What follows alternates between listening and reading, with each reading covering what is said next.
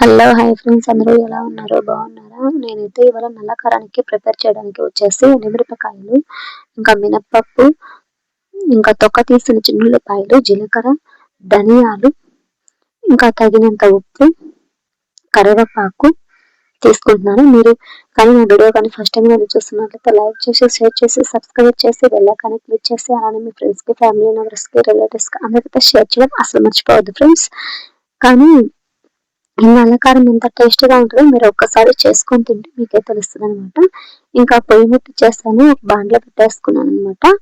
ఇంకా 2 గంటలు ఆయిల్ వేసేసి కొంచెం లో ఫ్లేమ్లో మంట పెట్టేసుకున్నాను. స్టవ్ మీద అంటే లో ఫ్లేమ్లో ఉంటాం కదా, నేనైతే ఈ మధ్య గ్యాస్ కాస్ట్ బాగా పెరిగిపోయింది. అందులో గ్యాస్ ముందుగా బుక్ చేసినా కూడా రావట్లేదు. ఇంకా అందుకనేసి నేను ఇంకా ప్రతిదీ కట్ల పొయ్యి మీద చేసుకుంటున్నాను అనమాట. ఇంకా పొయ్యి ముట్టిచ్చేసుకున్నాను, కొంచెం మంట కొంచెం తక్కువగా పెట్టేసుకున్నాను అనమాట కట్ల పొయ్యి మీద అయినా సరే. ఇంకా ఇలా వేగినాయి కదా, నెక్స్ట్ వచ్చేసి మినప్పప్పు ఉంది కదా, మినప్పప్పు వేసేసి ఇలా వేగిస్తున్నాను. కొంచెం మినప్పప్పు పచ్చిగా వేగినాక నెక్స్ట్ ఏం చేస్తున్నానో చూడండి. నా వీడియో మాత్రం ఇక్కడ స్కిప్ చేయకుండా చూడండి ప్లీజ్ అండి. ఇంకా తర్వాత వచ్చేసి ధనియాలు వేసేసాను, జీలకర్ర వేసేసాను, ఒక గబ్బెడి నిండా తీసుకున్నాను అనమాట. కరివేపాకు, ఒక గబ్బెడి కరివేపాకు తీసేసుకున్నాను, వేసేసి బాగా వేగిస్తున్నాను అనమాట. చాలా చాలా టేస్టీగా ఉంటుంది, చాలా బాగుంటది. ఇంకా ప్రతి కూరల్లో కూడా, ఫ్రై కూరల్లో కూడా నల్లకారం వేసుకోవచ్చు. అసలు వేడి వేడి అన్నంలో నెయ్యి వేసుకొని తింటే సూపర్ సూపర్ టేస్టీగా ఉంటుంది ఫ్రెండ్స్.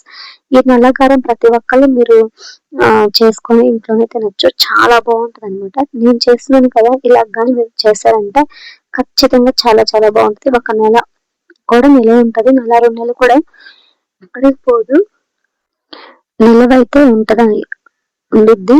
చాలా చాలా బాగుంటది అనమాట. నేనైతే మిక్సీలో కానీ ఇట్లాగా వేయట్లేదు అనమాట, రోట్లోనే వేసి దంచుతున్నాను.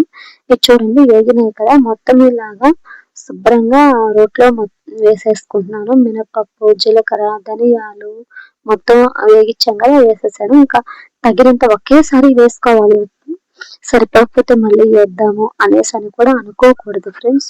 ఒక్కసారిగా కూర అంటే కారంలో ఎంతైతే కారం సరిపోతుందో అంత ఒకేసారి వేసుకోవాలన్నమాట. ఇలాగా నేను ఇంకా కస దంచేసుకుంటున్నాను, ఎందుకంటే గబ దంచేసుకుంటున్నాను అనమాట. నాకు టైం లేదు, ఇవాళ పని ఉంటుంది, చాలా పని ఈ మధ్య, అందుకే వీడియోస్ కూడా నేను చేయలేకపోయాను. ఇంకా ఇలా బాగా మొత్తం ఎదిగేంత వరకు బాగా దంచుకోవాలన్నమాట. అంటే మిరపకాయలు బాగా మెదిగితే సరిపోతుంది.